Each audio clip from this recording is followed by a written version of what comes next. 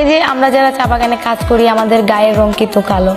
আমরা যখন বাইরে কোথাও যাই, একজন মানুষ যেমন দেখেন, আপনাদেরকেই আমি উদাহরণ দিয়ে বলছি, আপনার চেহারা দেখেন আর আমার চেহারা দেখেন, আমি তো লজ্জাও আপনার কাছে দাঁড়াতে পারবো না। কেননা আমাদের সমাজটা এমন এক জায়গায় এসে দাঁড়িয়েছে, একজন সুন্দর মানুষ একজন কালো মানুষকে দেখলে পরে হাসাহাসি করে, কথাবার্তা বলে। মানে আমরা যখন বাইরের মানুষের সাথে কথা বলি, মানে আমাদের যদিও আমাদের দুঃখটা যদি আমরা প্রকাশ করতে চাই, মানে আমরা প্রকাশও করতে পারি না। কেননা একজন ওই মানুষ এত সুন্দর মানুষ, ওই মানুষ এত শিক্ষিত মানুষ, ওর কাছে গিয়ে আমি কিভাবে কথা বলবো? আমার দুঃখের কথাটা আমি কিভাবে প্রকাশ করব? এমন একটা সমাজ এসে দাঁড়িয়েছি যে শিক্ষিত সমাজরা, মানে আমরা যারা চা বাগানে মানুষ আছি, আমাদেরকে নিয়ে হাসাহাসি করে। আমরা ঠিকমতো ভাবে মানে আমাদের ভাষাটাও প্রকাশ করতে পারি না।